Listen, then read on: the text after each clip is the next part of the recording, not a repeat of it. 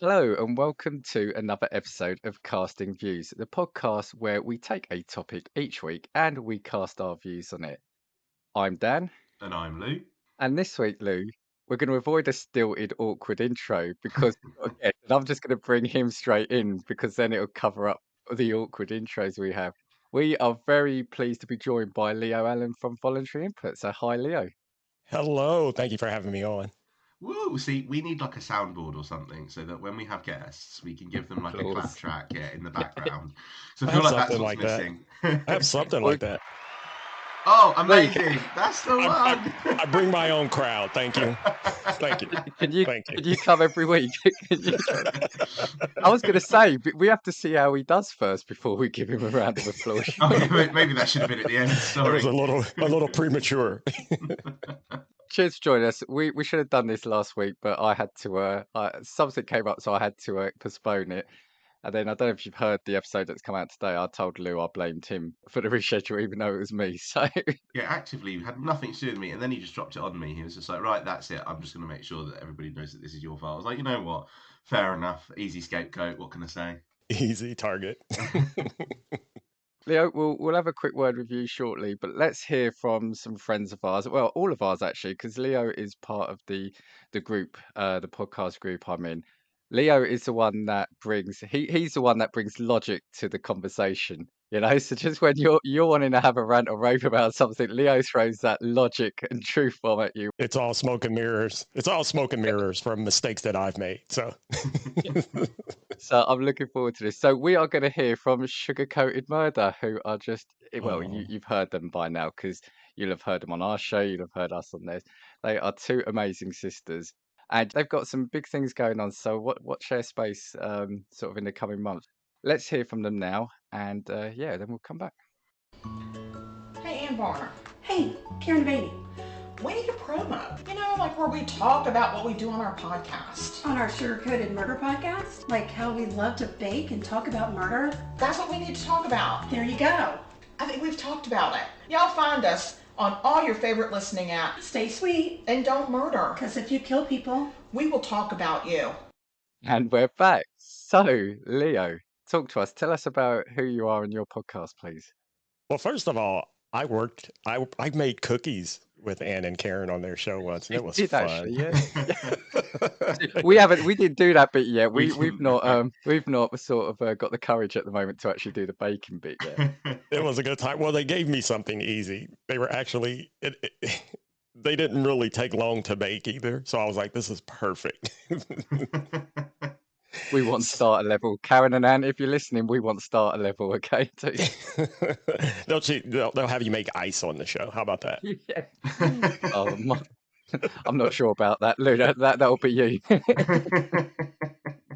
So anyway, yeah, my name is Leo Allen from my podcast is Voluntary Input. It is a podcast about tech and people, and oftentimes I'm fortunate enough to get to talk to some of the big brain people behind the tech. And what usually happens is I'll get a topic stuck in my head. Like recently I did the whole AI series because I was getting sick of hearing what people were saying about AI or those silly ads that we see everywhere that everything's AI. And I'm like, no, that's not really true. So I sought out some experts to come on and talk about what it actually is and what's actually going on in the world of AI. So that's typically how voluntary input goes is I get something stuck in my head and I'm like, I need to find some people who, because I know what I know about stuff, but I know I don't know everything. So I'm like, I need to find the experts who can make the better conversations. And Lou, the AI month that he did came at the same time as we were doing our AI episode. When I heard that, I started getting really worried. And then I was thinking, no, should I push ours back? And then I was thinking, no, we're not really going to be competition. Did you see he got experts on his, whereas we pretended to be experts? And we just talked a bit of shit, really. We did like. I mean, there's nothing wrong with being a what they call it, a pundit. I mean, there's no, I mean, I am myself, but it's like, but I do want to have people who are actually working on this stuff come and talk about it. So what I like about your podcast. So, you are sort of tech oriented, but like you said, you do also delve into the people side of things. So, one of the ones I've mentioned on our pod a couple of times was the guy. Was he a dancer? But he was talking about being man in a, sort of about living in that Corey. world. Yeah, Yeah. that's the guy. That's what I find really sort of interesting about your pod is you'll veer from the emotion to the tech, which are almost like two opposing, in most people's eyes, two opposing ends of the spectrum. The computer side and emotion side. So Well, that's why I say it's tech and people, because without people, there wouldn't be the tech. And people are still people. So sometimes we got to talk about people things. So, for example, in the next coming months, before I take a holiday break, there's going to be some episodes about overcoming like social barriers or overcoming stigmas and isms. So they're not even tech people, quote unquote, yeah, yeah. but they're people who, well, you'll just have to listen. Stay tuned. Stay tuned. Stay tuned, right? When you were talking about your ideas is something you get stuck in your head, ours are often just something that come to us almost like a couple of nights before. But I'm not going to take the credit for this one because this was your idea, actually, this episode. So I'm going to have to give you the credit for this. So you threw something in the chat and you said, "Oh, Dan, this will be a good episode for you." And I thought it would actually. So why don't we get you on to talk about it? So it's going to be things that we kind of find overrated or things that we don't get that seem to be really popular and we find overrated. Now, I'll caveat mine by saying I'm not necessarily criticizing anyone who does find, like these things. I'm not trying to kind of alienate anyone. It's just the Hashtag things that, fight me. yeah, yeah.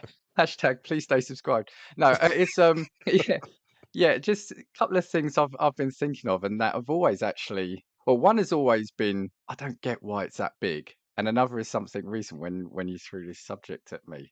Mhm. Lou, I think this might be a good one for you as well. Yeah, now can I caveat mine by saying mine will likely come with lots of unadulterated criticism of all of the things that I talk about, unlike Dan. And also, mine are a little bit to do with trends that were a huge thing that I was just never a part of as well, but not That's fine. necessarily are trends at the moment, if that makes sense. So were massive, have kind of died out, if that makes sense. So I I've got think a that's couple that fine. are like that. And I love it when he says he's going to attract criticism because it's me that does the social media. So cheers. Yeah, that's what this is what I'm saying. How can one get cancelled when I'm not sending the tweets? Right. So I think in the spirit of fairness, as A, you're the guest, Leo. B, it was your idea, which probably should be A. And you said you bought a long list, and I've seen about the 10 pages of A4 that you're holding up. So I think we'll give the first one. Have the first one from you. I've thought about what order should I go, but I'm just going to come out the gate swinging. Game of Thrones. Oh my god, on my list as well. Ooh. Yeah, I agree. Ooh. I agree. Real talk. I don't know how many millions of people that might be listening to this have now turned around and screamed, dropped their phones, and like. Well, I'm How stopping the dare you? recording here. Yeah, I'm stopping the recording. Now Now, go for it. I think I know why so I remember when it first started coming out and people started talking about it, I was seeing the commercials. I wasn't really impressed from the beginning. And I thought about, well, why am I looking at this show and going, I don't really care. And then I thought back, now, Lou, I understand that you're younger than I knew. So you may not remember this, but Dan, you probably remember in the 80s, there was just this full blown, everybody loved not dinosaurs, dragons, the Renaissance, all of that. I mean, there were music. Remember Men Without Hats, Safety Dance, Yes. that music Yeah. video, that Yeah. garb. There were so many music videos. We had movies about dragons and knights and blah, blah, blah, and I was all in back then. So by the time we get to now, and I saw commercials for Game of Thrones, I was kind of like, been there, done that. So Yeah. to me, it was like, I already know. Well, then people started asking me, do you watch it? I'm like, no. And then they go, what? Don't you know it's about blah, blah, blah, blah? And then the more people told me what it was about, I'm like, no, now I really don't want to watch it. Exactly. Just some of the details and it sounds like a bunch of gratuitous sexuality in it too. And I'm like, I don't care about that. That doesn't intrigue me really. I just don't care. It just is way blown out of proportion to me. All right, if we're keeping on the hating side, Lou, then do you want to weigh in on that? Because I know you haven't watched it. Yeah, I agree. It came across to me as all of this like Dungeons and Dragons shit, and I was just like, no, not about it. And then also, I'm quite prudish when it comes to like sex on TV. I don't like it unless it genuinely advances storyline. So there are some occasions where I'm happy to accept it in film. But from the way that everybody talked about it, it was like every other episode was just one gigantic orgy. And I just wasn't happy to tune into that sort of thing. And also, do you know when it comes to TV shows, I feel like I can never understand the hype behind a TV show when they genuinely sell merchandise that people wear, like unironically, just in the street. So you see people wear Game of Thrones t-shirts just walking around doing their shopping. I'm like, no, no, no, no. Like, you can't be that mad about it, because I love Breaking Bad, but I never had a Walter White t-shirt because I just wouldn't. Do you know what I mean? I just wouldn't go that far. I just didn't get the fandom that came with it, and like the rampant, like people at the end of the season were so disastrously angry they were ready to riot because apparently it ended in such a crap way. I just thought to myself, I was like, I've seen plenty of shows that I've loved that have ended poorly, and I've just been like, well, that was a bit of a waste. But I just couldn't understand like the fanatical like attitude towards it. Right. Well, for everyone shouting at their computers and their phones now, I'm going to step in with the more balanced side. Right. I actually really liked it. I really enjoyed it, and I get, look, I get kind of your view about the, if you hear that it's just every other episode is sex and stuff like that. That's not necessarily a seller now. Most music videos probably now have probably more nudity than Game of Thrones episodes. And Leo, I get what you're saying as well. I think for me, what I really enjoyed about it was, and I know this is going to sound like a bizarre statement, but if you took the dragon bit out of it almost, to me, it was at heart. It was almost like a mafia film or something like that. It was about political maneuvering and, families and peoples betraying each other and trying to be the top dog, as it were. So that was kind of what appealed to me. And the first sort of 3 or 4 seasons at least had such good writing that it just made it for me must watch TV. Now, yeah, I think, Lou, to answer your point, why people were like carrying pitchforks for it, it just went off a cliff edge. The writing, that's the problem. It was like, when it's so good, and then it just went off a cliff. So I'm not selling it to anyone to watch. I keep saying watch it, but don't watch the final season. Watch up to the penultimate. One thing that I would say is if you could take a screenshot right now and look at me and Leo, we are probably the best illustration of the two least convinced people in the world based on the selling that Dan's just trying to do. Like, yeah. Everyone's got their views, right? Everyone's got their views. Just some of you are wrong. But Well, but no, but seriously, I think the first few series are just proper compelling. Betrayal and the, what's the word, the backstabbing and the two-facedness of some of the characters was, for me, I think is what's compelling. Just throwing some dragons and that for me just adds it a couple of points. But what I would say actually, Lou, something that you've just said there, which I might actually add as a third thing to my list today. What I don't like is people where they feel a program or something has to go the way they want it to and don't let the creators have their own license. Like I said, granted, Game of Thrones, like I said, did plunge off a cliff towards the last few episodes, but in the end, who are you to say sort of how the creators play out their kind of ideas on TV or screen? But I also like Lou's point about people wearing t-shirts. I've never bought clothing of any show that I've loved and then wore it out in public. That's another thing. I'll never understand that either. Oh, so you really like Seinfeld, huh?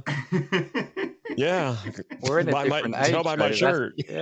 That's the age we live in. It is all about the merch now, isn't it? I get if you're going to like conventions or something like that, maybe Yeah. like for the sake of like showing up. But that's what I mean. It's like I can't remember. This is terrible because he actually listens to this podcast. But one of my friends at uni had like I'm a member of the Night's Watch, or like Watch Out Ladies, I'm a member of the Night's Watch t-shirt. I don't know He what that sounds like reference a is in game. very intelligent Right, and very see, decent so person. Dan gets it. I've got no fucking idea what that's in reference to. I've got no idea. I wouldn't go that far, but you do see it for everything. You mentioned like Breaking Bad. You see it for the films. I think the problem is now merch. Everybody. Oh, we're going to go off tangent here, but with social media and everything we were saying in some of our other episodes, I think people are just want everything that they can get their hands on if they love Yeah. something so much. There's that. For example, go to the Voluntary Input merch shop and get yourself You some beat me merch. to it about our merch shop. What an amazing plug. Yeah, That was I mean, smooth as Lou, hell. you have just basically convinced everyone not to have one of our Yeah, our yeah, t-shirts. Once, So well done. yeah. No, hang on. Once, once I said that too, I thought about the hypocrisy there. No, I'm sorry. Hang on Podcasts a are minute. different, though. Podcasts are We different. we Yeah. are small independent creators, not multi-million-pound fucking TV directors and TV shows. These actors are already getting paid their $9 million an episode or £9 million an episode. No. The extra t-shirts don't matter for them. A final thing though on this actually, or well, happy to talk about it, is I was able to go to Croatia recently, and a lot of Game of Thrones was filmed there, and so you can go to, amazingly, a lot of it you can visit some of the sites for free. They're not behind a paywall, for want of a better term. But we went to this island where apparently, and we looked up where the actual Iron Throne was donated to this island, so you could go and sit on it, etc. But then we're walking through a town, and they've every town has got at least one or two Game of Thrones merch shops, right? And one Of of them was course. saying, "Yeah, come in and sit on the real Iron Throne." It's like, no, hang on, the real Iron Throne is over that way, about a couple of miles, on that island right over there. It's not in your store. So yeah, there's a little bit of again, just We cashing got the in on the fact real that one. We got the real one. It's like it's the same thing with the DeLorean from Back to the Future. Do you know how yeah. many real DeLoreans from Back to the Future there are? We have here where I live, there's actually a convention that happens every year, and people show up with hundreds of them. Some Yeah. are better than others, some a bit more authentic. People spend a lot of money, and they're all the real DeLorean from Back to the Future. But imagine if you are the one person that does have the real one and no one believes you now. Yeah. Well, I just saw a TV program about that, and I can't remember who the person is, but he does now. When they filmed the movie, the first one, apparently there were like 3 or 4 of them, but that's how movies are always made. They always have more than one. This person has what's considered the last actual remaining one, because I think something happened to the other ones, and it's in terrible shape, but he just keeps it. So Piece of movie history, though, isn't it? exactly, yeah. Yeah. The other thing, before we do move on, I find still amazing. This is different because this is aimed at children, so I get that they will want to do this. Lou, you'll know what I'm talking about. At King's Cross here, King's Cross Station, you've got the platform 9 3/4 photo opportunity, Yeah. right? And even to this day, the queue for that, because Leo, like I was saying, like in Croatia, you could go see a lot of this for free. No, there's a bit where you can have, well, if you're in hours, because out of hours, there's no one there, but in hours, it's like half a trolley stuck into the wall, isn't it? Yeah. And you could queue up to have your photo. And I don't know, I reckon it's going to be about £20 to have your photo taken there. Easy. What's the significance of half a trolley in a wall?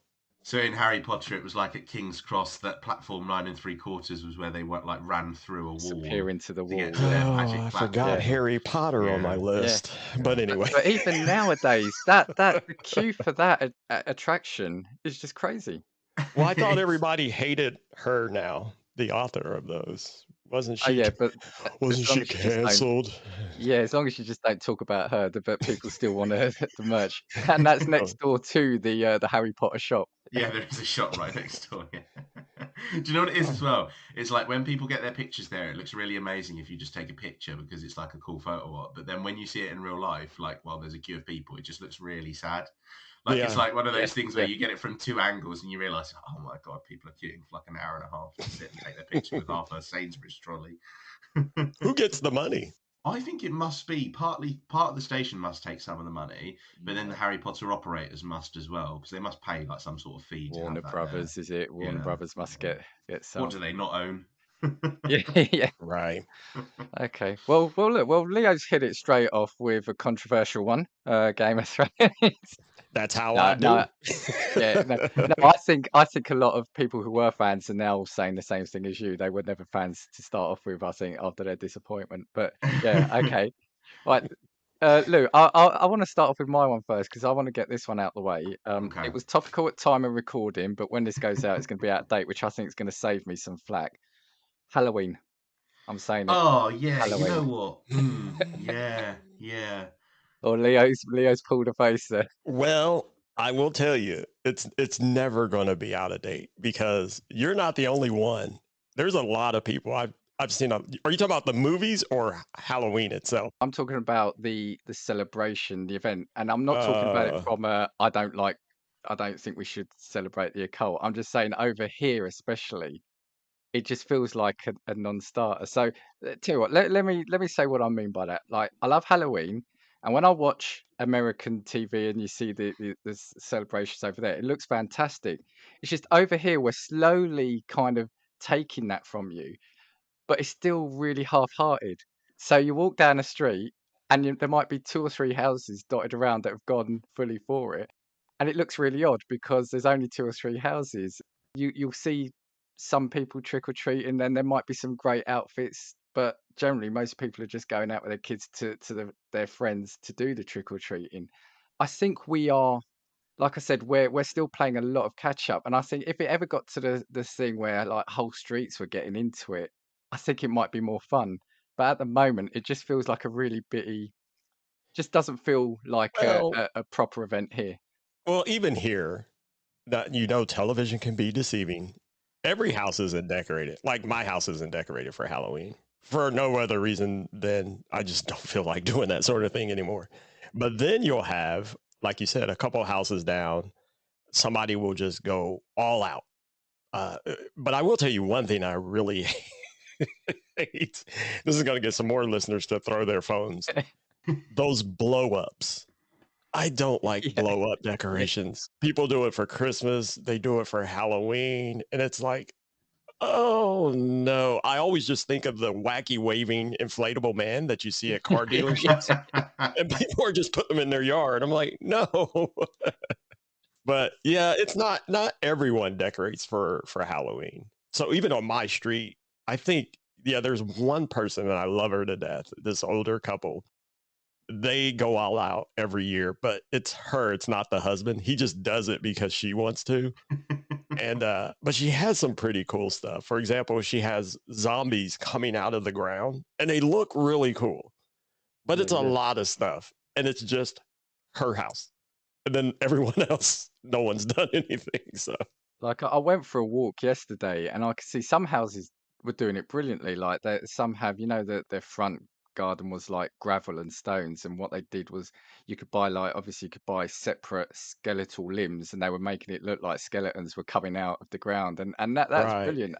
I just think it's at the moment when over here when you see a lot of it is half-hearted, I think it just doesn't make it look great. Lou, what's your view on? What do you know what it is? Is for me, it's because Halloween is too short of a period. So do you know when people put Christmas decorations up? They go up at like the beginning of December. They come down in mid-January. They start for a really decent amount of time.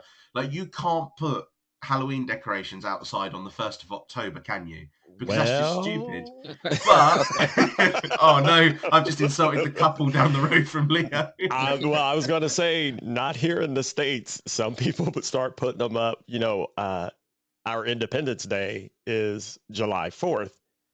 Believe it or not, there are people who will start putting up Halloween decorations immediately following that. Oh no, we can't. So then No. they have the entire month of August and then September and then October. And it's like, because I've seen, and it's not a lot of people do it, but some people do. And you'll drive by and go, wait a minute, it's only August. But So I think from my perspective, like I said, I think it's because over here it was never really a thing, and now it's trying to be or starting to be, and I don't get it why. It just feels like because we are seeing it on our screens from the States. When I money, was a kid, yeah, it was never a thing, and ironically, it's on that day or that week, parents will let their kids dress up as like characters from films they won't actually let them watch Yeah. potentially, Really good which I point. find the irony. So right? And yes. also, can we just talk about the fact that when you're young, right, what's one of the main things you get taught? If a man is in a van and he offers you sweets, don't get in the van, don't take the sweets. And then for one night here, what do we do to our kids? We turn around and say, yeah, just go knock on any random stranger's door. I'm sure they're fine. Take whatever sweets they have to give you. Some of them might give you money as well. What kind of corrupt mentality? And if they And also, don't give you sweets, throw eggs at the windows. yeah, and and if they open the door and they look like a serial killer, even better, because they're even more into it. Like, what on earth are we doing? That's always been the huge hypocrisy for me. I'm like, how can you set the precedent like that and then tell your kids to knock on doors and just take sweets from strangers? And if they don't give you anything, vandalize their home. Yeah, exactly. Yeah. Because in reality, this is the thing. If you knock on a stranger's door and they give your child sweets on the 1st of August, you can call the police. If you do it on the 31st of October, absolutely fine. Can't do anything. That's where the hypocrisy is for me. Well, even beyond that, speaking of the police, here we have the police will hand out candy. Because, you know, there's some safety concerns that come up year after year. So sometimes they'll have police cruisers, they'll park, and they'll have a bunch of candy, and kids can come up and the police will give them candy. Because, you know, some people don't feel comfortable sending their children door to door, but the police will give them something. Okay, I'm less begrudging of that, to be fair. It's called community outreach. I asked one of them for a gun once, and they said, no, that's not part of trick or treat. I'm like, okay, well, I'm going to egg your car. So when I was getting bailed out of jail, I mean, I remember, sort of where I lived a few years ago. It was nice there, and because it was a fairly small estate, they were taking their kids across the mall, and it's nice because they're taking it obviously to trick or treat friendly houses, and you know, it's making the kids sort of have that experience. But yeah, I think that's what it is. So it's not. I'm not against Halloween itself. I'm not against the kind of celebration. I just feel like over here it's still in its infancy in terms of how it's progressing, and it feels weird to me because like Lou said, it is just one day, and you'll see the decorations come out a few days before, it disappears the day after. Yet it's starting to make this whole big thing about it. Here's my thing, and so that you can lose more listeners. The one thing that I don't like about Halloween is suddenly everyone's a paranormal investigator or a paranormal expert or they're a cryptid expert. Suddenly all these people, and suddenly everyone has stories to tell about something that happened, and it's like, well, where were you all year? All of a sudden now you're a paranormal investigator. Wow, I didn't know that. I was listening to the radio yesterday, the commentary on a football game. That's soccer football, not. Oh, I know. Football. Yeah. It was like within the space of 2 minutes, the guy put as many jokes about spirits and monsters into this commentary as it's possible. And I was like, I get it. It's Halloween in a couple of days and you're making jokes. I get it. You know, can you please just commentate on the game now? Well, here, you know, Sundays are American football days, NFL. So there's games pretty much on all day, different teams. And of course, each network, they've been running their own little, because, you know, we can't just have a game start. They always have to have commentary, the jokes and stuff beforehand. And of course, everything's Halloween themed. And it's like, okay, can we just get on with the game, please? And they think they're so funny, don't they? They think they're so clever. It's like, that's not funny. Your little 3 minutes of jokes weren't funny. I've never heard that joke made before in the history of every Halloween. Okay. All right. So in the bag, we've got Game of Thrones and Halloween. Lou, what's your... This is really annoying, and I feel like we might run through this relatively quickly because, annoyingly, Dan jumped in with his second one when mine was going to be Harry Potter. I actually said to Dan that Harry Potter was like, now, I'm going to put a caveat Did you say it? Oh, sorry. Well, look, I only spoke about that one thing at King's Cross. I didn't talk about Harry Potter itself, so we're good. Right now, I'm going to put a caveat on this. The fandom for Harry Potter, I will happily give a pass to kids for, because it's a little bit like the superhero thing. Kids like dressing up as their favourite characters from film and TV, which is fine. But it was at the time, and it still is, adults that are dressed in Hogwarts outfits, like basically my as goodness. school children, because that's what they are, right? And I never understood the fandom. Like, you've got adults walking out, painting with a black marker, a scar on their forehead, and turning around and being like, "This is the wand, whatever Avidus Disappearus or whatever spell that they're casting." Right? I've I think never the word ever you're looking understood it. for is Wingardium Leviosa. Yeah, sorry. Oh, Apologies to all the Potter somebody fans. knows. Where's your wand, Dan? Is it back there on the shelf? But also, do you know what it is as well? And I feel like I'm going to cut into a wider one because I'm going to go off on a little bit of a tangent. Do you know, like when it comes to these big film franchises, because to an extent, I love Star Wars, but Star Wars is probably a little bit guilty of this as well. Do you know merchandise now from film and TV? Okay, fine. You know, you can have your merch from film and TV. We're going to pass it. I don't buy it, but whatever. However, now it's like, oh yeah, you can buy a replica of Voldemort's wand, but it's £180. Or it's Yes. like, do you know, full-on statues that are like made just of plastic, but it's like, oh, this is a model of whatever it might be, and it's like you can buy replica lightsabers now, and they're like £5,000 or whatever it might be. To me, Yeah. that is obnoxious because that is a play on the hardcore fans who you know are going to buy whatever you put out because they love the series that much. And that kind of falls into it as well. So with the Harry Potter stuff, for me, it's like the rampant merchandising that they've had and the cost for it, and the series in and of itself. Because whilst I understand that kids would have enjoyed it, for me, it was just never something that I understood, like the rabid fandom of. But on that point with merchandising, now back in my day, it used to be a movie would come out, it would do well, and then you would see merchandise for the movie, and then Yes, people yeah. would buy it. Yeah. Now, merchandise comes out months before a movie is even released. And I'm like, how are you supposed to know if this is even in the movie? They could just be selling you something, but people will swoop it up. The people buy it up, and then the movie comes out, and of course, blah blah blah blah. But that's always been a little. I mean, again, it's about the money. I get it. It's capitalism, but that's always been a strange thing to me to have all this merchandise on shelves when the movie doesn't come out until winter and it's in the Yeah. middle of the summer. Like, wait a minute. I agree.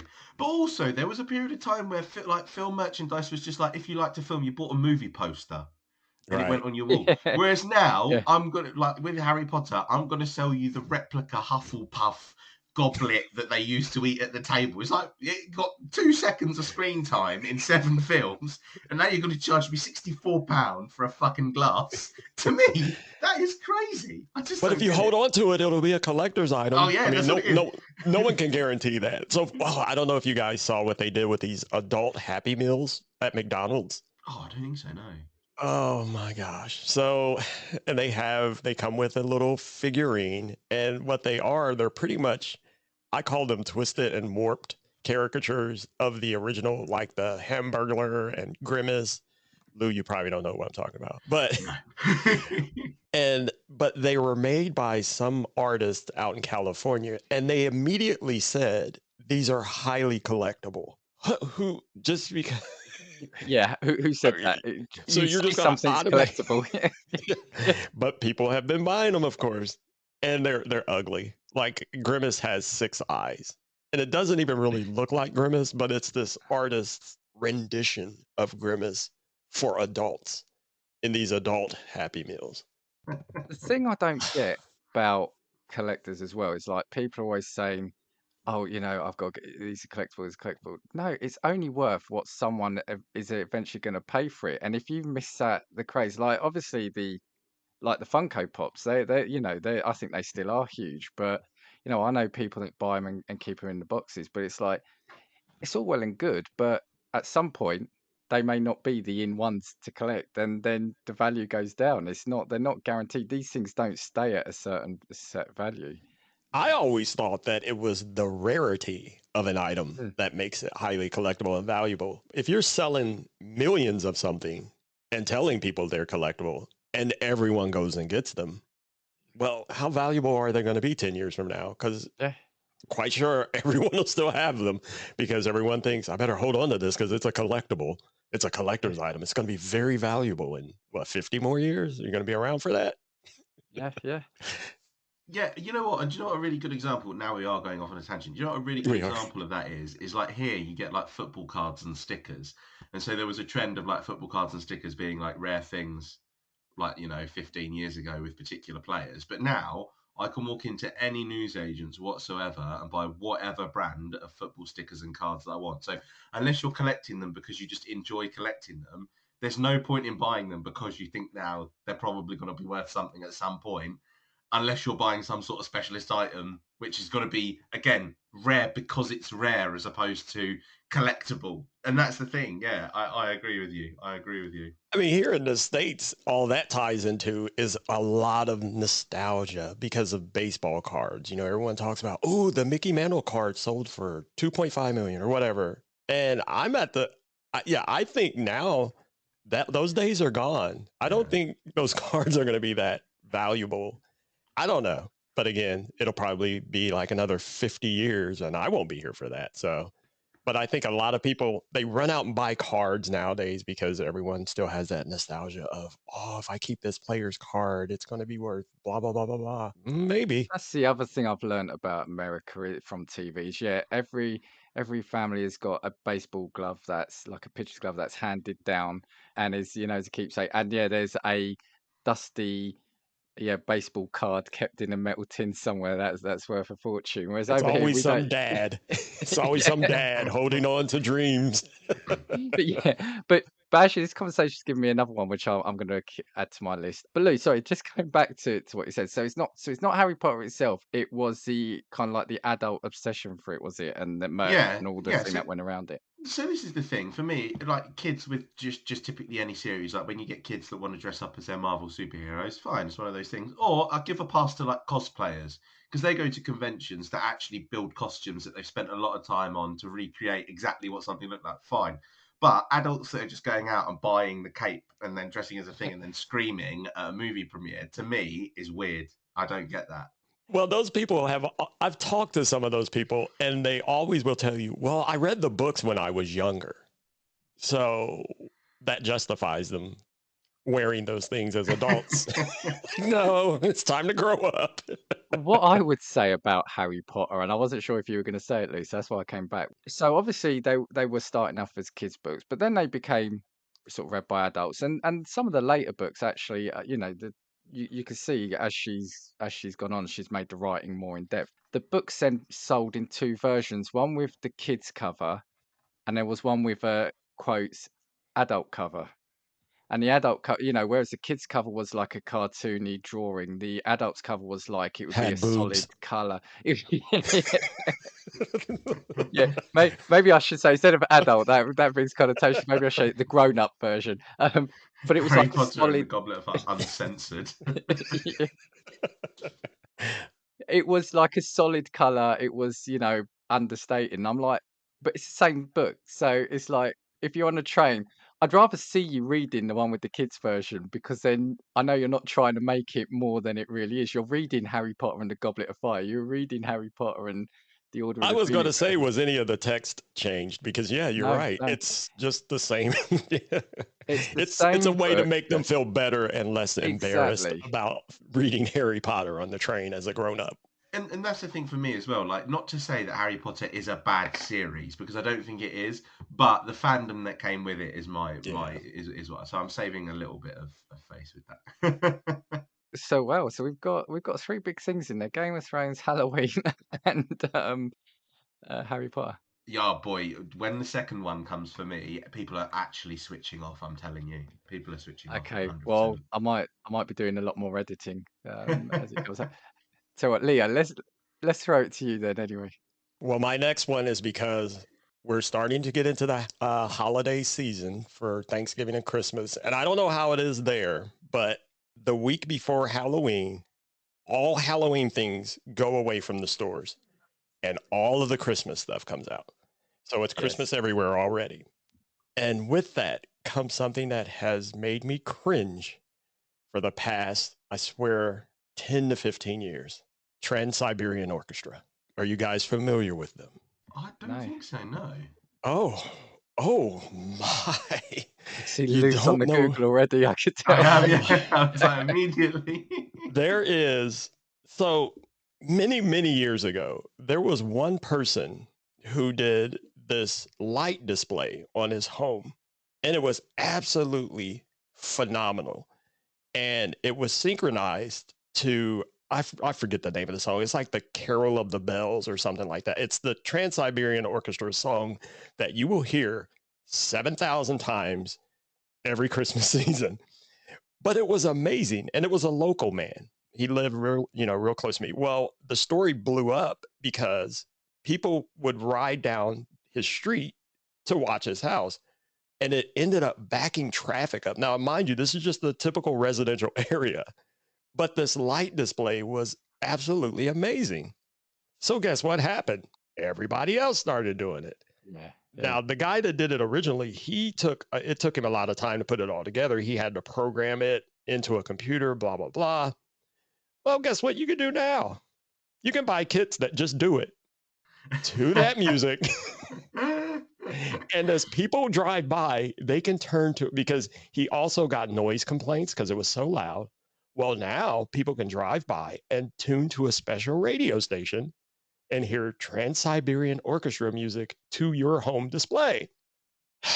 Trans-Siberian Orchestra tours every year. They're coming to Cincinnati, Ohio, where I live, and they do every year. And they've already started running commercials playing that song. Dun dun dun dun dun dun dun dun dun dun dun dun dun dun dun dun dun dun dun dun. Oh, it's maddening. See, that's the thing. If it is what I'm thinking, it is one of my favorite carols, but I grant you, it does get overplayed. And if it's every display has got that. Leo's And the been thing hurt about by this, them, hasn't he? Yeah, Leo's yeah. been really been hurt by this. Really personally offended. it's just every year the same. They have like 3 songs that just get played. Now, if you're not familiar with them, and I invite you to YouTube them, it's an interesting band because it's like an orchestra, but they're really hard rock at the same time. So there's a lot of electric guitars, blah blah blah. It's loud, but it's quote unquote Christmas music. Fine, but every year, constantly, over and over again. And probably every year, like you're saying earlier and earlier. Oh yes.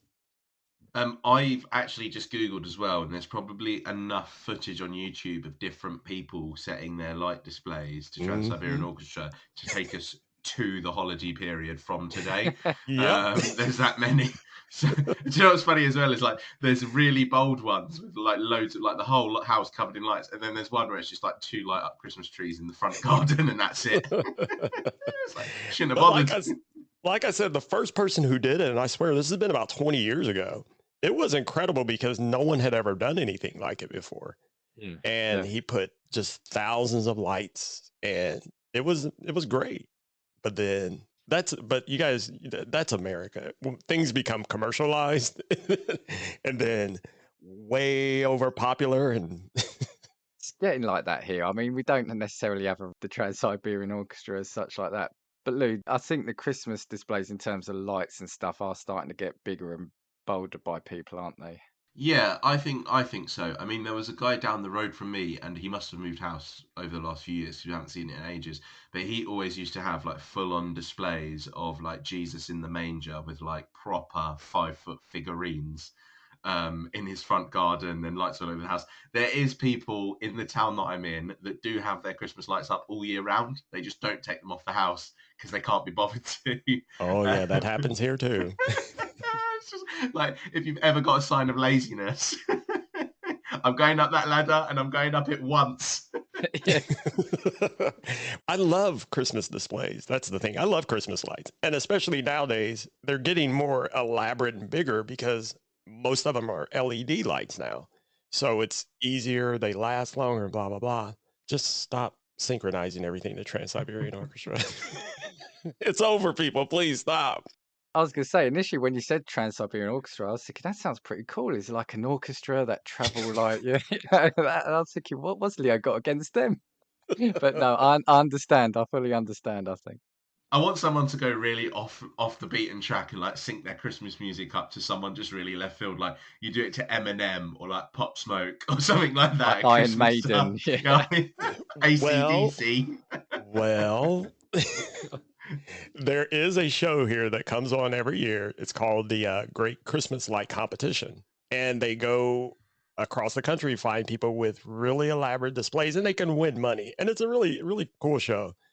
And there have been people who've synchronized their lights to regular pop songs. Amazing. And they're pretty interesting. It's like, wow, that's pretty incredible. But I just, yeah, I don't have the time or energy for it. So some of those people, there was a guy, he has like a 4-acre farm. Him and his family, they get into it every year. But it's funny, they take everything down, but then they start putting stuff back up in July because it takes them that long to finish it. But it's incredible the amount of stuff that they do. But wow, like that's just a bit much. I feel like it's a stereotype that we have in this country as well of America in general. I feel like we think that all American Christmas light displays are a bit like National Lampoon. Do you know where there's like reindeer in the front? Well, a lot of people aspire to be.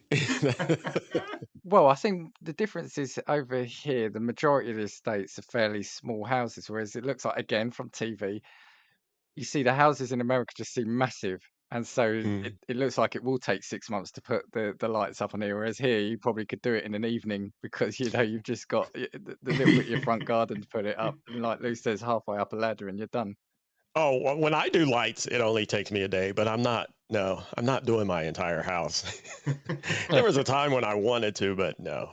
Like I said, I'm too old. Because now you can get those like things that you just stick in your garden and it puts a light display on the house, isn't it? Like those I have a little couple of those, boxes. yeah. Yeah, seems much better, far more sensible to me. Yep. I got neighbors that's all they do is that little, and it's pretty, and that's fine. Lou, and did you have there's one no more? Trans-Siberian Orchestra either. So, Lou, did you have one more thing on Christmas before we move on? No, I was just going to raise. I don't know if you remember ever seeing that story, because it's just reminding me because I mentioned National Lampoons now. But where someone created like a mannequin of him where he's hanging off the house. And somebody, like a passerby, thought that it was actually a person hanging off the house. It was like dragging a ladder, being like, "Sir, I'm here to save you." And it turns out it was just a mannequin because they set it up to look like National Lampoons. Amazing. Don't know what our audience is like in Cincinnati, Ohio, but whoever is listening, just be aware about playing Trans-Siberian Orchestra too loud. I was going to say Trans-Siberian Express, then, but they don't care. They'll play it. Because it's not really, a lot of times it's not even really the people, it's the radio stations too. They will, heavy rotation. As soon as, after October 31st, many radio stations here start playing Christmas music and they continue through January. Wow. It's like here, even Christmas week or a couple of days before Christmas, all the decorations are coming down, and then it's like Valentine's stuff already going out. Oh my God! Do you know what it is? Do you know what I hear? Mariah Carey, "All I Want for Christmas," and it just makes me want to set fire to my eardrums. I genuinely, the moment that I hear that song, I'm like, I can't wait for all of this shit to be over. Oh yeah, they play that one a lot here too. I need to get a Christmas card that plays that for you, Lou. Honestly, they have them. And you know what's funny to me about that song, by the way, we're going to go down that tangent.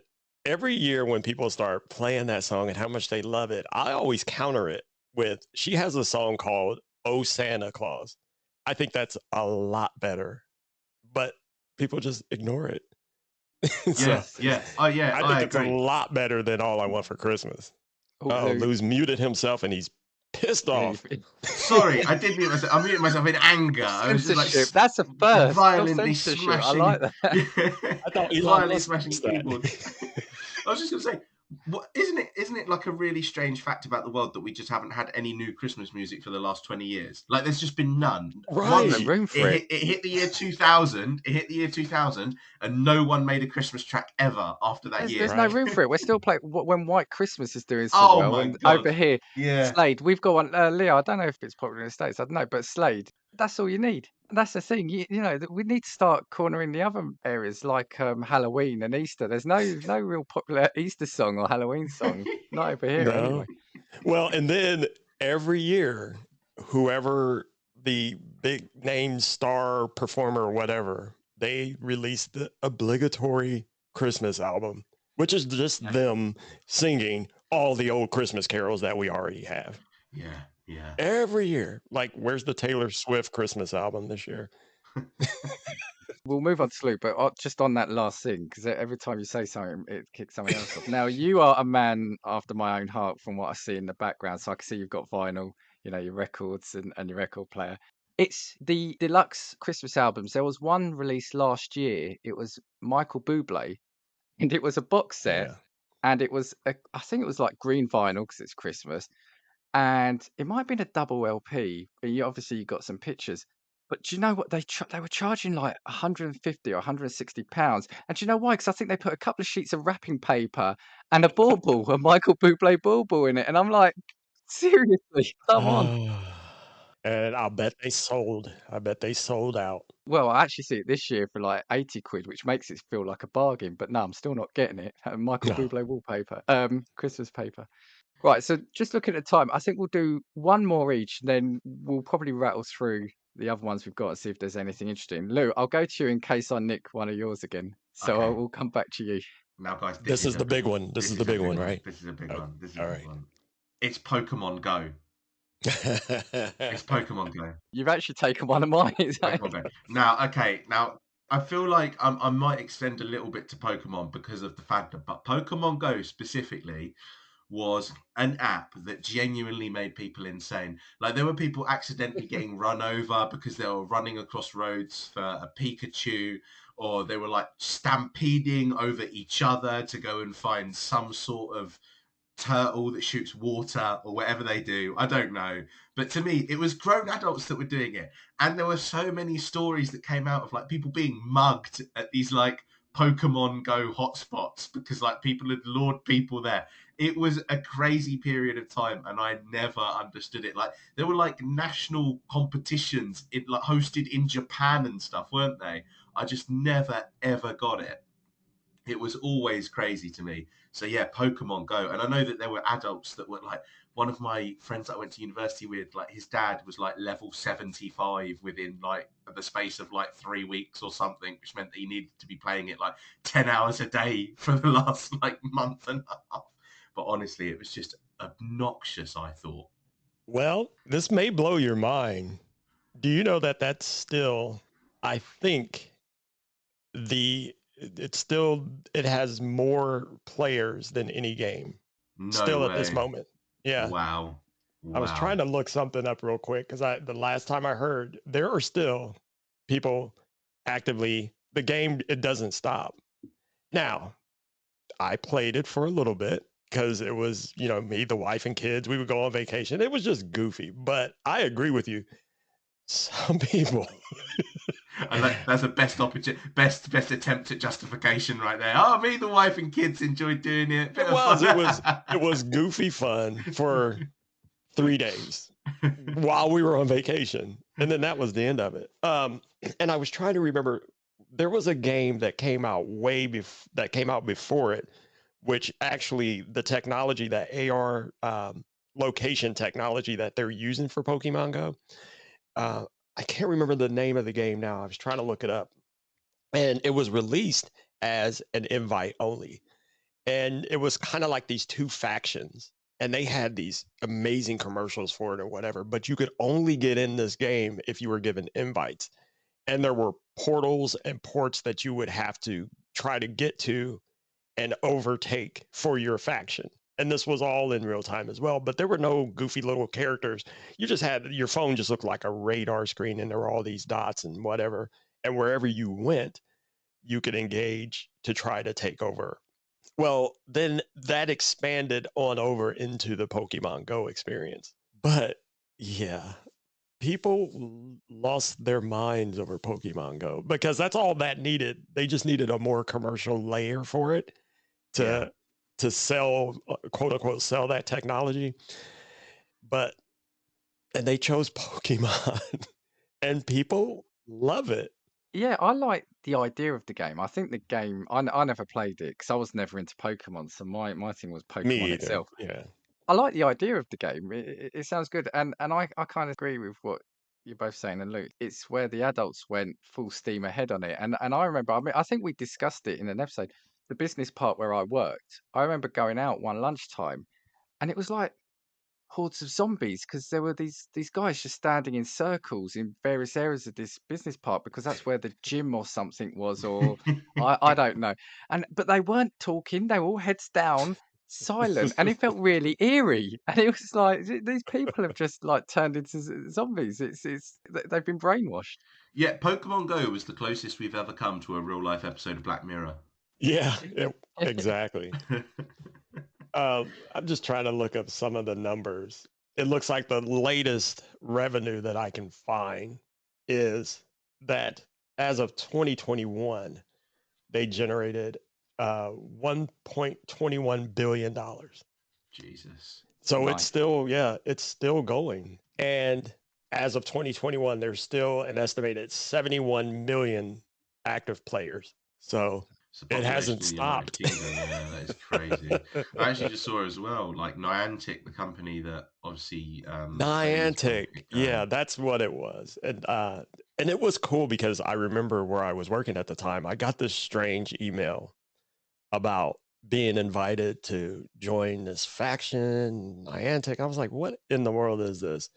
And then I looked it up, and then just me and a couple of friends, because they were really what they were doing, they were just beta testing this technology and they turned it into a game.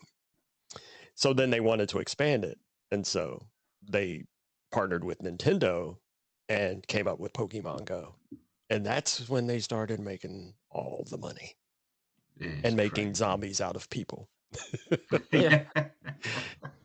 But it just feels unfair as well because it's like you can only get some of them in certain countries as well. I don't know now if they've opened it up. I guess a lot of games eventually, because this has got to be what about?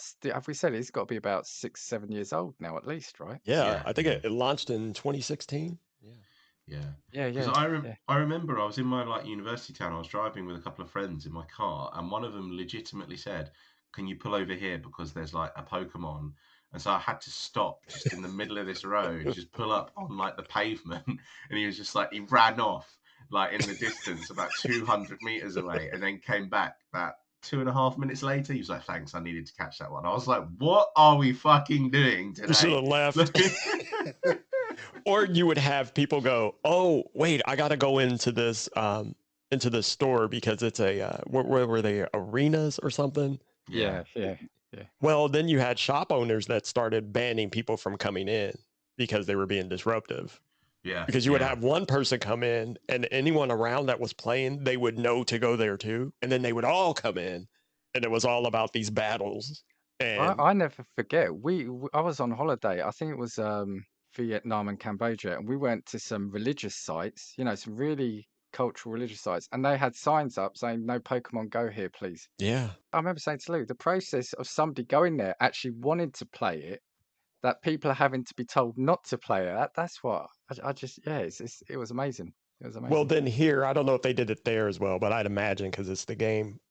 If I remember correctly, they started before they would generate these sites at certain locations. They would actually reach out to the location first and say, "Hey, we would like to have this as this site. Would you allow people to come in, or is it okay if they just have it out front?"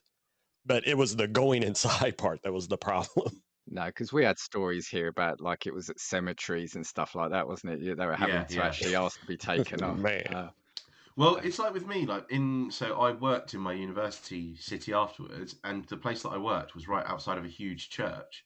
And obviously, when Pokemon Go was a thing, that was the site of a Pokemon gym outside the front of the church. So intermittently throughout the workday, you'd look out the front window, and there'd be a group of like 35 people, again, all sat down, zombified, looking at their phones. They'd be there for 15 minutes, and then they'd piss off and come back 2 hours later. And I just thought to myself, I was like, and you've "What got are you all doing?" these adults going around saying, "How's your Bulbasaur going?" and your Yeah, yeah, Squirtle and yeah. stuff Like, like what on that. earth? What on earth? I'm told But they are real names. also, the concerning thing was, is they were all adults. So I just thought to Yeah. myself as well, I was like, "You're stood outside my workplace. Where do you work? Lou, Like, does your Lou boss is know?" going. Lou is going for a real niche area of our audience at the moment. and Luke, thanks for reminding me of Niantic because the game I was talking about, it was called Ingress, and it came out in 2012. Okay. And if you look at that game, it's really, like I said, it was really pretty futuristic looking. There was supposed to be this huge issue about, I can't remember now, something about some groups were trying to take over for whatever reason, and that you were either on the good guy side or you were bad. You know, you would choose your Yeah. faction and blah blah blah.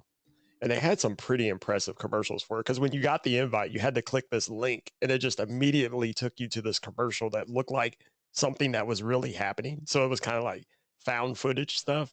And it was really impressive. So it was like, oh, heck yeah, I'm playing this. I think we've got an episode with Leo coming up about some like retro gaming and stuff like that, I think. Some old tech. Oh, When you're talking, you reminded me about like the barcode battler. Do you remember the barcode battler?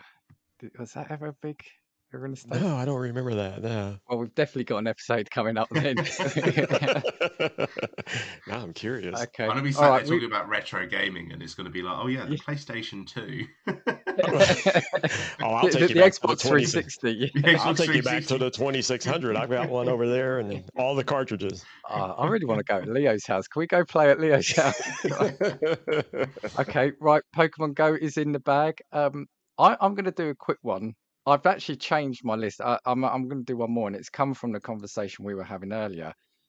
I don't get people that gatekeep their music or their musical Yeah. preferences. So do you know what I mean? So a recent one we had was Kate Bush, because Stranger Things made Running Up That Hill popular. And like, you know, so it's people that say, oh, I don't like all these new people listening to my music. I was there from day one, and it's I kind of I get why they do it, but I'm always like, don't you want your music that you like to be played more and to have a wider audience and to continue having a Now, are you life? talking about the artists themselves or people No, in people, general? The the fans? fans, Oh yeah, rather they than the can. artist. Yeah, Yeah. who cares? Who cares about them? I remember even sort of back in the day for me, it was like, you know, when Oasis and Blur were becoming big, and it's like, say with one of them or Blur, it was like, oh, all these new fans because they've released this really popular single. It's like, oh, do you know what their first album is? And you'd find people quizzing other people to see how much of a fan they were. And it's like, just let the Right, music live, let it go right. out. I want as many people to like the music I do so that it has a longer life, and hopefully they'll release more albums. See, I'm the opposite of that. When that happens, and for example, watching Stranger Things with my kids, I know which is kind of annoying, but I'm the guy that's like, "Oh, do you know what that song is?" And then I start talking to them about the song and tell them, let's go listen to it. I'll let them listen to it and give them a little history about it. I'm excited when that stuff comes around like that personally, but yeah, I agree with you. I hate those people that are like, oh yeah, you only like it because it was on that show. And yeah, that stuff. I bet you don't know their first album. Do you remember the original B-side from 1972 that was very rare? Blah, blah, blah. Like, no, I like this song that's in Stranger Things and I want to find out more about Kate Bush. But also, it's absolutely fun because a lot of the times, the songs that are used in like popular TV, like film media, are always like the biggest ones that ultimately go properly mainstream. So I remember, was it Assassin's Creed, and it was Radioactive by The Imagine Beastie Boys? Dragons. Oh, the Imagine Dragons Yeah. one. Yeah, it was Radioactive, and that went hugely viral as a result of the game. And like, I had a conversation with someone about Arctic Monkeys, and they turned around and said, "Do you like Arctic Monkeys?" I said, "Yeah, but as cliche as it is, I really like Are You Mine and Snap Out of It. Two of the biggest hits, but they are just also the best songs. It's not that I'm not indie Right. enough for you. They're just the two best tracks. What do you Right. want me to say? There's a reason that only the small, tiny proportion of the super fans listen to the shit ones. It's because they're your whole personality type. That's what you have to do." So, Right. Well, I think also that's probably a symptom nowadays of the fact that people just buy the music they want. So the singles, yeah. people don't listen to albums. For a while, I remember, and this is going to sound funny, but I got a lot of music from FIFA, the football game, because they would pick the best songs around at the time, and a lot of them were like kind of like indie at the time, weren't they? Well, that indie artist now has got a chance to flourish Hmm. and get a brand new bass. And it's like I wouldn't expect many people, even probably of say Lou's age, because he's not that young, of Lou's age now, to know necessarily Kate Bush, because she at the time was quite an elusive character, and like, she's Yeah. very rarely any press written about her. So, but I think she's fantastic. So why can't these people not experience it? And we had an example of that this week in our chat, where was it yourself or no? Antonio from Cultworthy mentioned an artist, didn't he? And I said, I've not heard of it. Straight away, he sent me his Spotify list and said, listen to this. And I listened Yeah. to it, I thought it was great. And now I'm going to be a fan of that. And, I think that's brilliant, spreading the music. And that's how it should be. But yeah, I'm with you on that. I call them the pretentious fans. Like, you're not any better just because you know the underground hidden tracks. Yeah. And if you do, share them and share them in a way that let people know, hey, here's some, if you like that song by this person, check these out. That's what I do that all the Yeah. time. Hey, this is Yeah. great. I know you love it, but let me introduce you to some of their other stuff. But it's not, well, you only like it because it was in that show. Well, yeah. I think that's exactly it. Instead of asking how many copies it sold, tell them, have you heard this? Right, right. Or this track, yeah. Oh, Lou, you've Lou, muted Lou, yourself again. Lou, Lou. Lou, man. I don't know what it is. I'm like, my camera accidentally turned off and I didn't push any buttons. I promise. I'm going to keep my hands up while I'm talking now. But again, another really good example for me would be Cage the Elephant. So do you remember Oh, No Rest for the yes, yeah. Wicked was huge because Yeah. of Borderlands. Now, don't get me wrong. Some other songs, Cigarette Daydream's amazing. But also, No Rest for the Wicked was just their best track. It's a So great track, this yeah. is what I mean. So the other music is good, but a lot of the times, when people are like, oh, well, you don't like this stuff and you don't like the niche stuff. Yeah, because it's not as good. That's what the problem is. And again, Just there's accept nothing it. wrong with just liking a track from a Yeah, band. yeah. It's Yeah. like, that band, whatever they were called with those two brothers, Oasis, that's it. They only made that one song. Hey. Easy. But Dan, I'm with you. I'll play video games and hear songs and I'm like, oh yeah, I want that song. Or I'll watch, I'll be watching TV and a commercial will come on. And it's usually a car commercial. Some of the car commercials have some of the best music Yeah. in them. And I'm like, wow, I need to go get that. And I'll go search it up and then get the song. Yeah. A perfect example of that is, I think I shared this, that remix of Blind Melon, No Rain. Beautiful remix. And that was in I think it was a Toyota commercial. I can't remember, but I was like, I gotta go find that. Yeah. So And but Shazam was a brilliant app for me as well Oh my because God, you've got it on the yeah. phone. And like Lou mentioned, the Borderlands games, they did an episodic series of games, and each episode or 5 episodes started and ended with a brilliant tune. And yeah, I just made sure I had my phone next to me with Shazam ready because I just wanted to know. And like I said, why wouldn't I want to open myself up to more music? So And I know you just got that Pixel 6a. I need to talk to you about that if you don't have that feature enabled. It's always listening. I did need to ask you about that because I knew it was on there, but I haven't got that. I haven't got that Oh, set. So. it's a gem of a tool. Use Yeah, it Google, if you're all the listening, time. which I know Google always is listening, but yeah, you need to get this man. You need to give him a contract. This guy They is do. I've Google been saying killer. it for years. There was And if another you want to song. sponsor us as well, sorry, at the same time, we'll gladly take it. Google. How many more times do we have to say Google? There was another song too that I found through a car commercial, and I think this was a UK band, Elbow, the song Oh "Grounds for yeah, Divorce." yeah. I first heard that, I'm like, "Whoa, what is this?" And thankfully, because I've always had my Google phones, my Android phones, it picked it up, and I'm like, "Wow, I really like this song." And again, it was from a car commercial, and then I would let people hear it, and they're like, "Wow, what is that?" And I'd say, you wouldn't believe it, but this was in a commercial, and then go check them out. So, but I think that was their only song, wasn't it?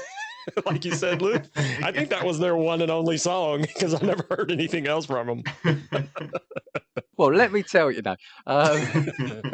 Okay, so I'm chucking the gatekeeping of music into the bag. So I think we've got time for another one each. So Leo, let's come back to you. All right, because since we're gonna wrap them up, because I have a We'll go couple. through the list after. Tell you what, if you want to reel them off as well, and we can pick them up as well if we need to. Okay, well, I started kind of controversial, I think. So I think my last one I'll go in depth about. I'll end with kind of controversial, and that's Deadpool. Ooh. For the love. Look, love Ryan Reynolds. I use his phone service as my cell service, Mint Mobile. There's another sponsor, please. But I understand what Deadpool is. I know the comics, blah blah. But I didn't even really enjoy that. To me, it's that childish humor that's too childish. That it's like, I don't need to see his butt one more time.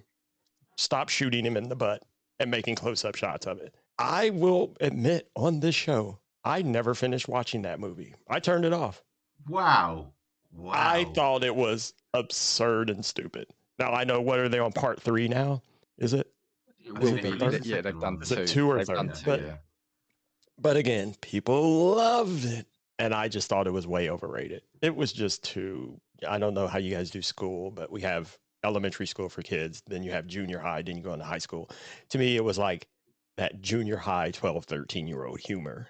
And I'm like, I'm a grown man. This isn't funny. And Leo, I feel like we were really doing well, and now you've ruined any chance of some film friendly relationship that we might have had up until this point with the Deadpool slander. I Now, told you. I'll give you credit. If you had to put it into context, it's a little bit like the Jackass of like Yeah. the superhero genre.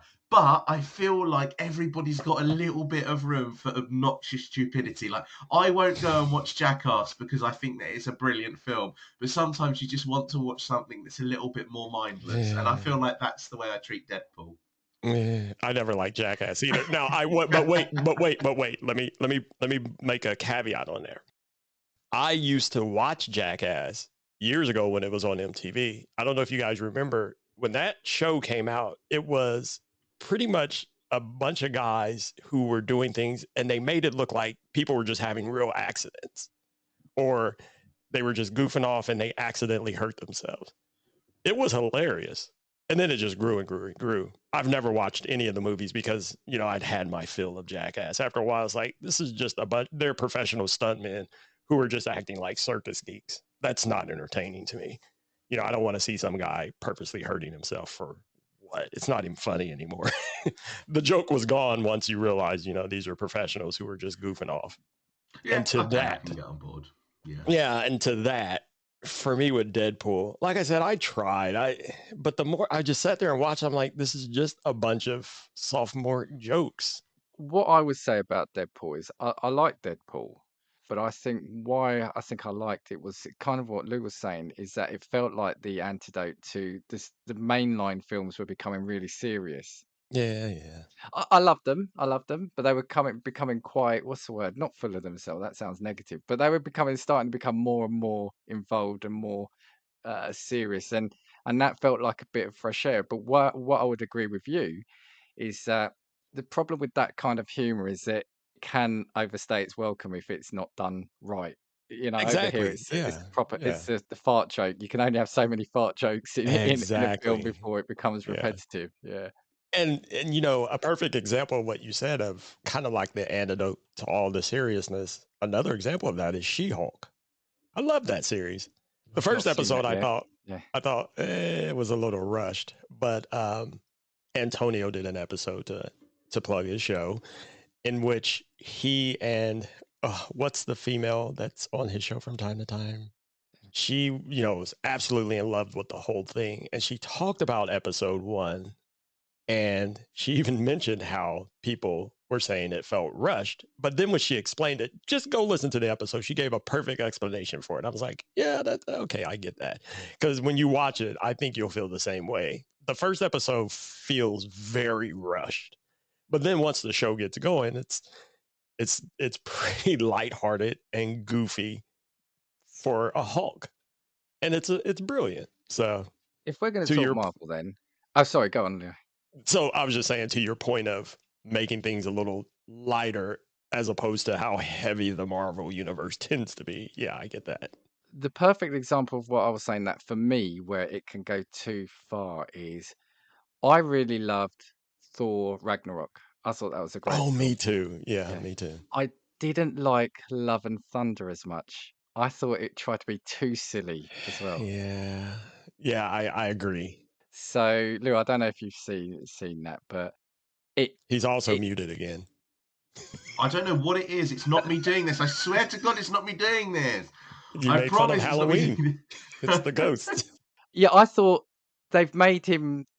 I haven't got an issue with them making him a bit of a ridicule character because, again, I think in Ragnarok and Guardians of the he was in Guardians of the Galaxy. Well, in Ragnarok anyway, he walked the perfect line. But Love and Thunder, especially with Russell Crowe's, was it Zeus as well? It just felt, yeah. I'll be honest, I didn't like Love and Thunder. I liked it but didn't love it. I'm with you on that because I think they had already established that Thor is immature.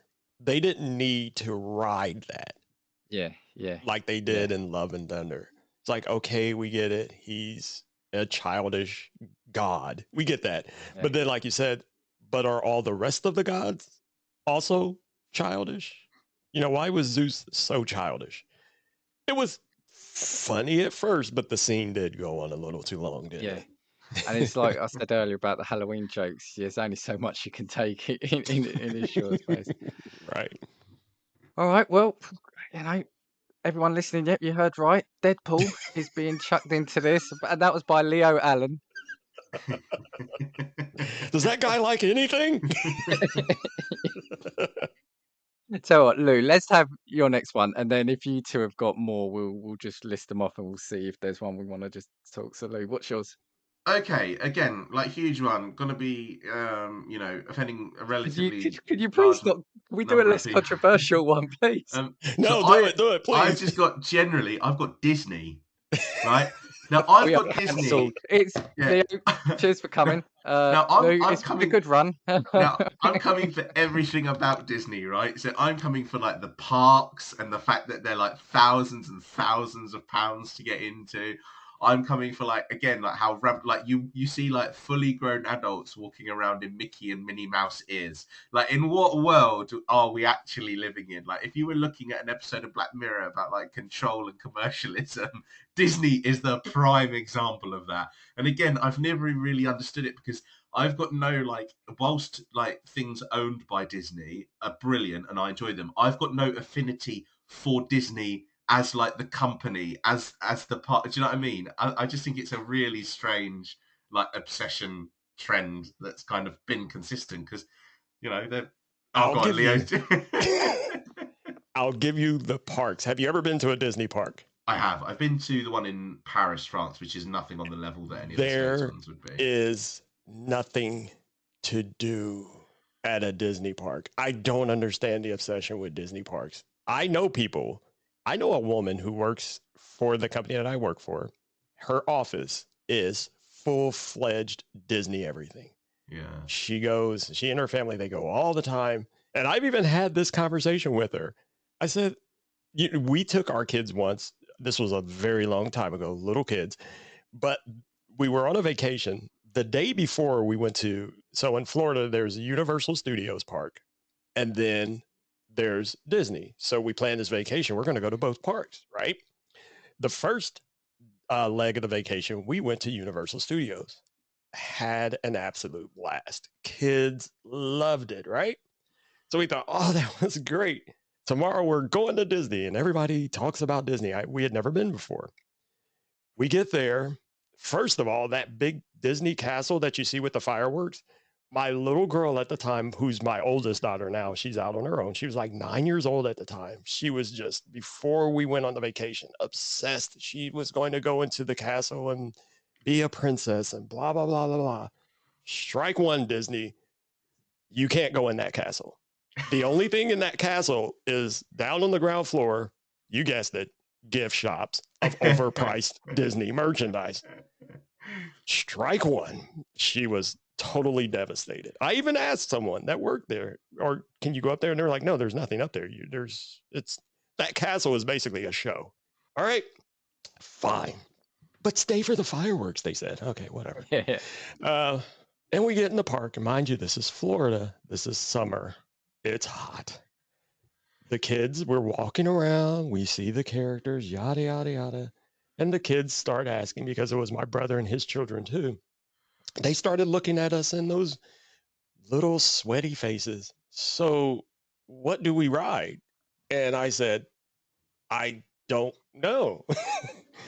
We rode Magic Mountain. Ooh, mind you, Magic Mountain is a roller coaster that was built, I think, in the 50s when Disney first, and it was a huge attraction back then. It's boring. It's slow. It's an indoor roller coaster that makes you think you're in space. Ooh, the kids weren't entertained. Epcot Center, interesting, but not really for kids. So I'm with you on that part of Disney. I don't understand people taking their kids to Disney year over year when there's nothing really there for kids to do. And it's expensive. It's very hot dogs, one hot dog, $5.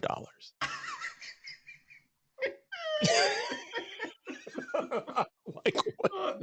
I was in Florida a few years back, and I went to Universal. Like you said, had a brilliant time at It's Universal. amazing. Yeah.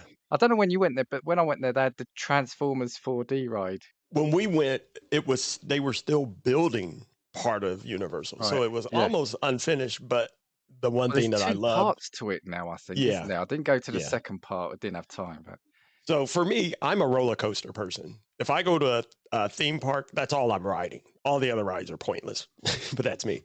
So we get to Universal. They had the Incredible Hulk roller coaster. yeah, Again, yeah. the kids loved it.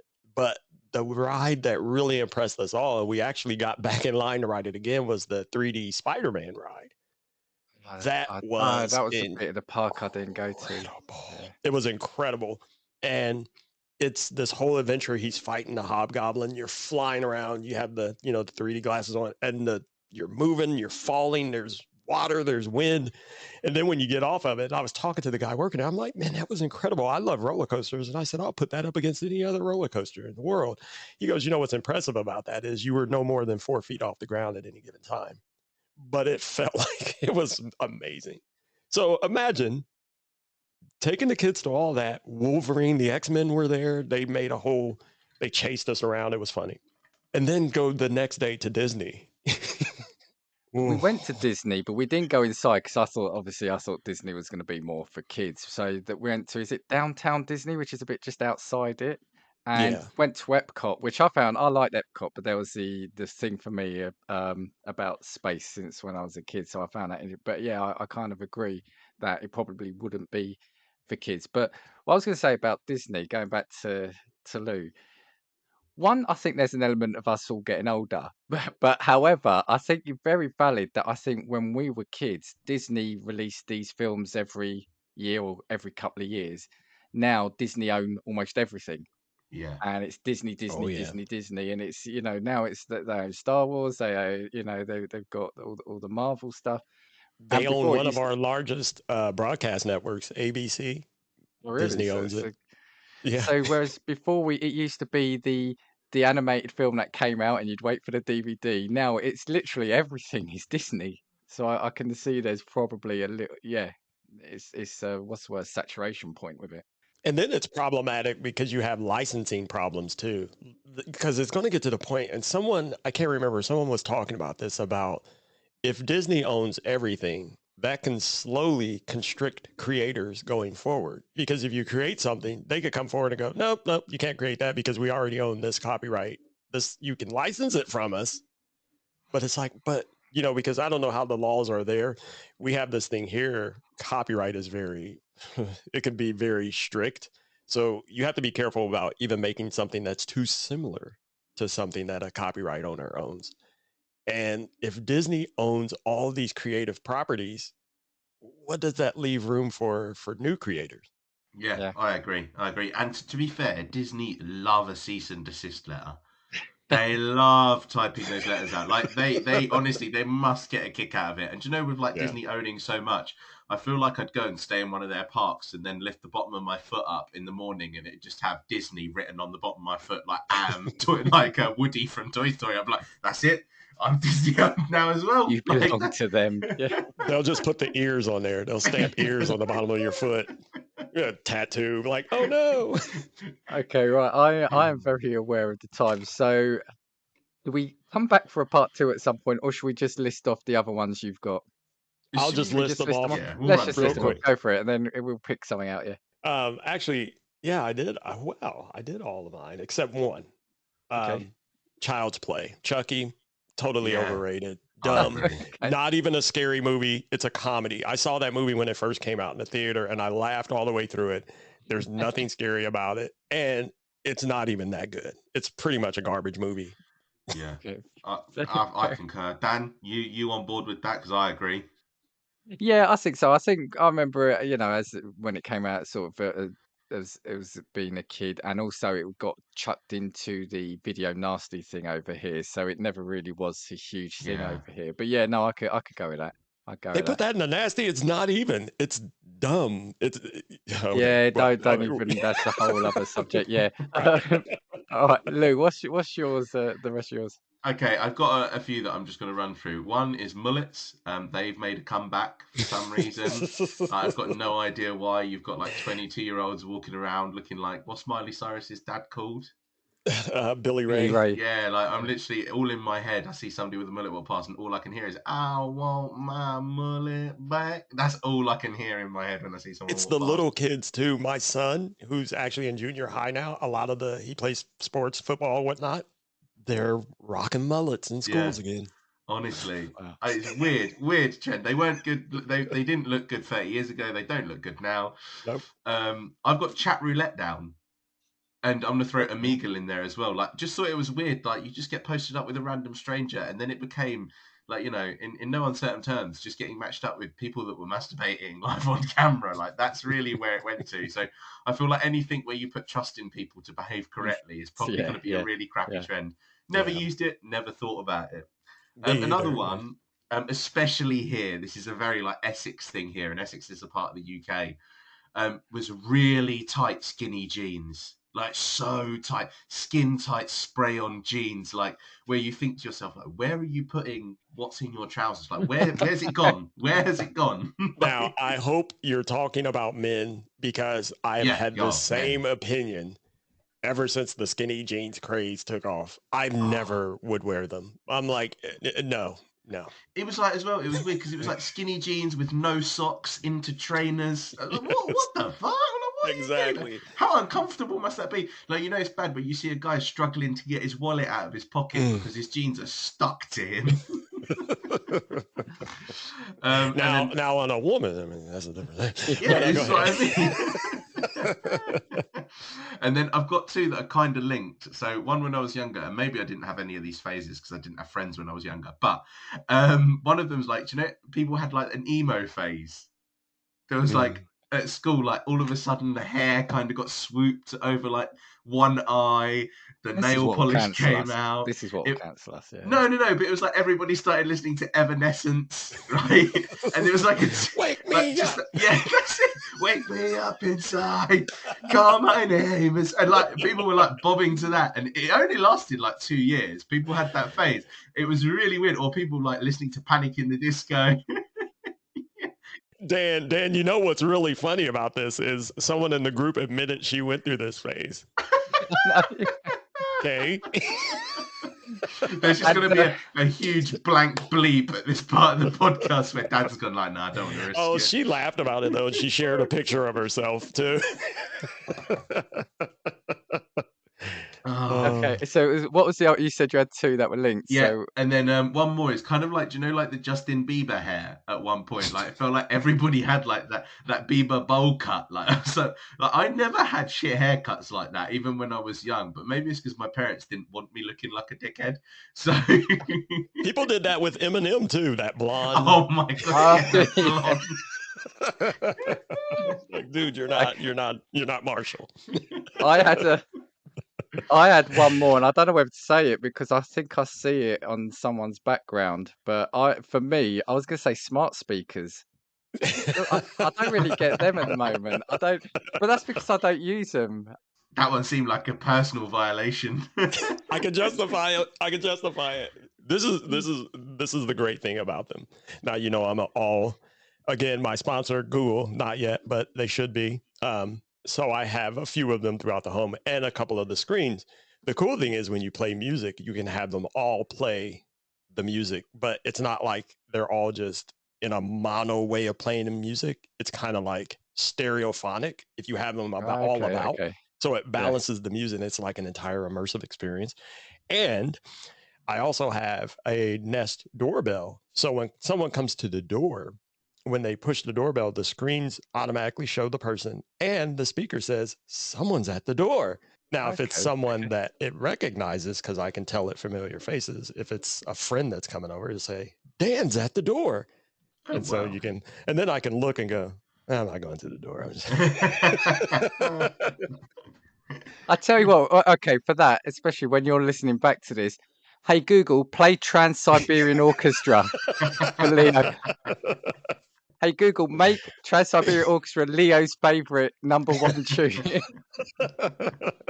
Okay. Okay, making Trans-Siberian. Right, I think we're at the end there. I think that's been quite a good one. So just to recap, I was expecting some quite obscure things to be in there, but no, we have got Game of Thrones, the Holiday of Halloween, Harry Potter for adults, I think we said, Trans-Siberian Orchestra, Pokemon Go, Gatekeeping Music, Deadpool, Disney, Child's Play, Mullets, Chat Roulette, Omegle, Skinny Jeans, Emo Phase, and Justin Bieber Bowl Cut. Because yeah, Actually, those three can go all together, right? Yeah, Yeah. I just want to say as well. I just want to say, anyone listening, casting views, anyone can get it. Anyone can catch the smoke. We're happy to give it to everyone. Oh dear. Oh, Amazing. Leo, brilliant having you on. And Amazing. like I said, I will tag Google into the episode when we send this out because yeah, I've got a Pixel mainly because of you. So do you want to, before we go, do you want to plug your socials where we can hear you, where's best to hear you? Well, the easiest way to find Voluntary Input is just go to voluntaryinput.com. That's where all the episodes live, all the videos, because the show is also not live stream, it's a streamed. The episodes stream via video to Twitch, Twitter, Facebook, and YouTube, and then they're always available. That's also where you can find all the different places you can listen if you want to just listen to the pod. And it's everywhere. I think everybody's podcast is everywhere now. It's kind of pointless to say everywhere you listen to podcasts. I think everybody gets that by now. And on socials, just look me up at Voluntary Input. Mostly active on Twitter. There's also Facebook and Instagram, but like most people, I'm just mostly on Twitter. And I don't care that Elon Musk bought it. I just want to throw that out there too. I don't care. So Game of Thrones fans, that's where you can find him, right? So, Lou, before we go, anything from you? No, I just feel like we should record a little bit that should go at the beginning of the podcast, and it should say, this podcast contains strong language and views that some may find offensive. This feels like our most controversial episode, and we've done the dark side of social media. We have conspiracy theories. Yeah. You know. This one hits people close to home. I'm just imagining some emo phase going through Disney loving, Child's Play loving, Skinny Jean wearing, Harry Potter loving, Game of Thrones loving, smashing their phone, continuing this podcast on their laptop, and then breaking that halfway through, getting their Alexa to play it, and then smashing that halfway through. Oh, and then trolling me on Twitter. Leo, seriously, it's been brilliant having you on. Cheers for joining us. This was fun. Thank you for having me. I've been looking forward to it. Pleasure. For us, you can get us if you want to drop us an email for any comments on today's episode or anything else. That's castingviewspod@gmail.com, and please address them to Lou. You can get us at Twitter. We are at castingviews. And we'll finish with, we know there's a lot of podcasts from which you can choose, so we thank you for listening to Casting Views. 2, 3, 4. If I want your opinion, I will give it to you. Come on, check what we've got, 'cause you need it. Don't make us get a spark and force feed.